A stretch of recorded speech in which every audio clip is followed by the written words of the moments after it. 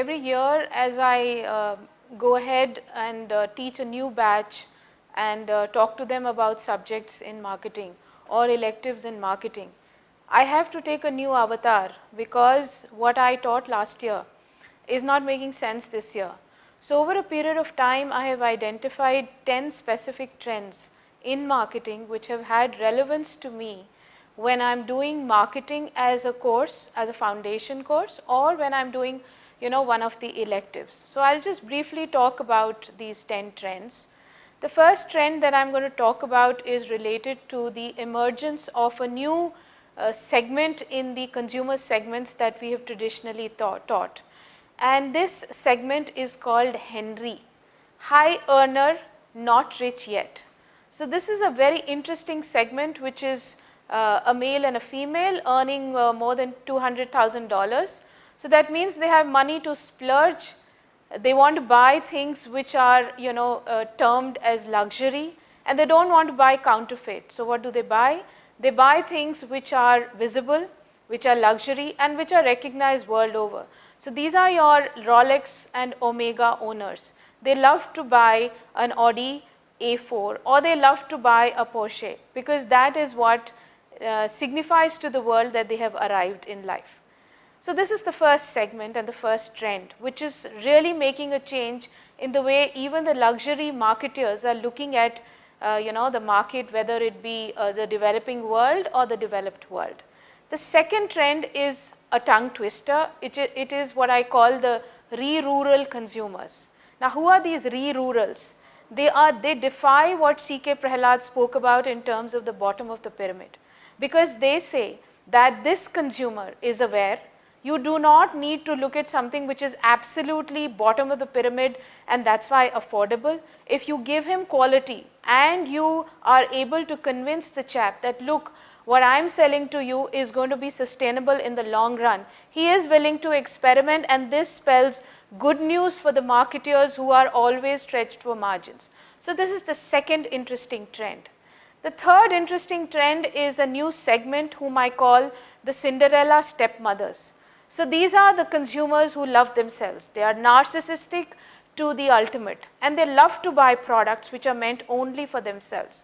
So you look at spas, you look at Fitbit brands, you look at Apple watches. This guy is willing to consumer, be it male or female. So very interesting consumer, and they are the ones who are the jam and the bread on the bread and the butter of marketing. An offshoot of the same segment, and which is my fourth trend, is what I call the spending singles.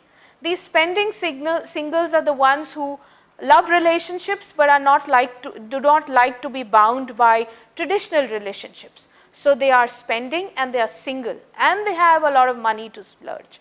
So you give them experimental products to buy, you give them exotic adventure sports to indulge in, you give them a devil's circuit, they are with you. So these segments bode well for the marketing of tomorrow. So these are trends which would help us as we move ahead and we look at how do we stretch our top line. The next few trends that I'm going to talk about are not really related to segments but are paradoxical in nature. The first trend that I talk about and is kind of they both coexist.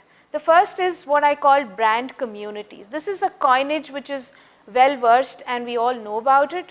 So the brand communities means that if I'm going to buy a new shampoo or I'm going to go to a new restaurant, I want to know what my social connected community is talking about, and I go to them to find out where do I visit. So brand communities become critical because these are going to be the influencer of what the consumer is going to spend on.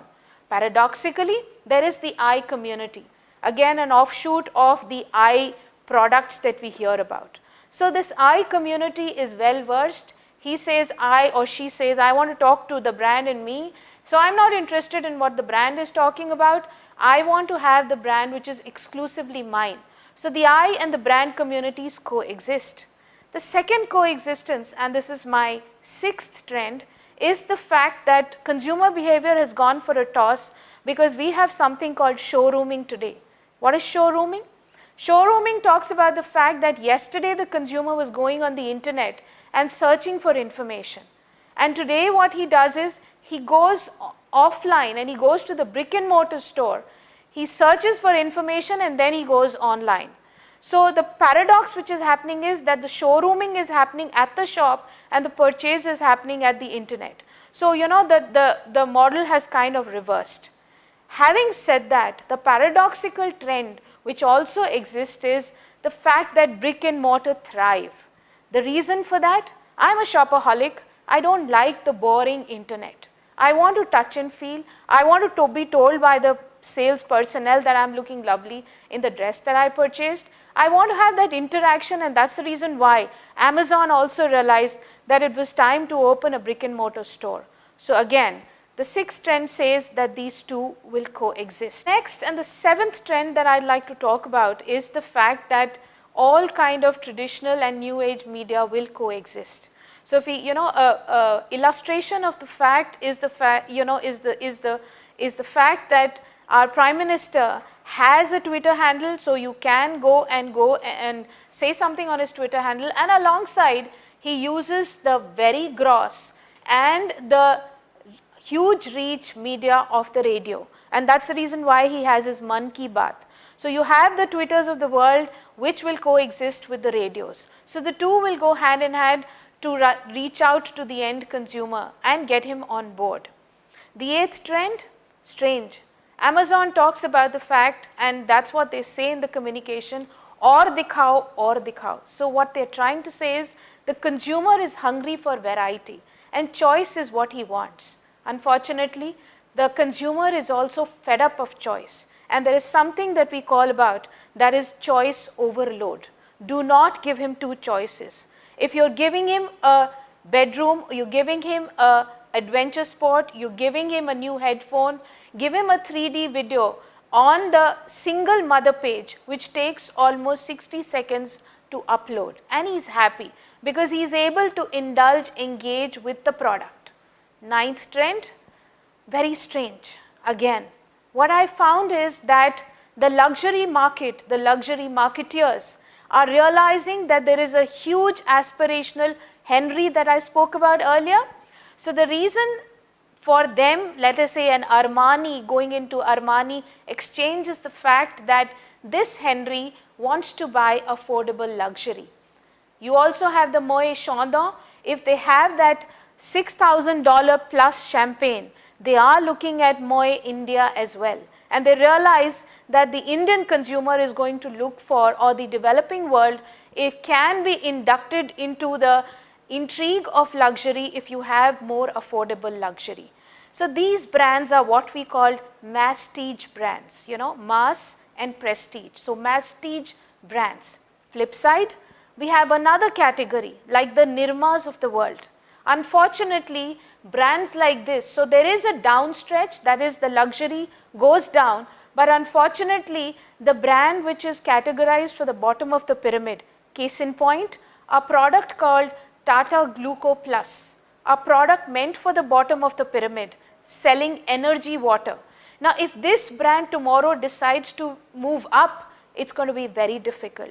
So we have a caste hierarchy in consumers also, where downstretch is possible but upstretch becomes difficult.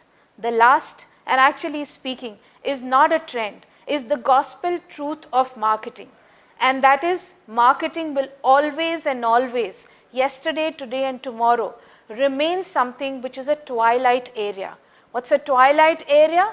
Something in which constancy and change will be the yin and the yang. You cannot do away with conventional wisdom and move ahead only with new age. The two will have to coexist, and the marketeer who goes thumbs up is going to be the marketeer who's able to develop synergy between the two.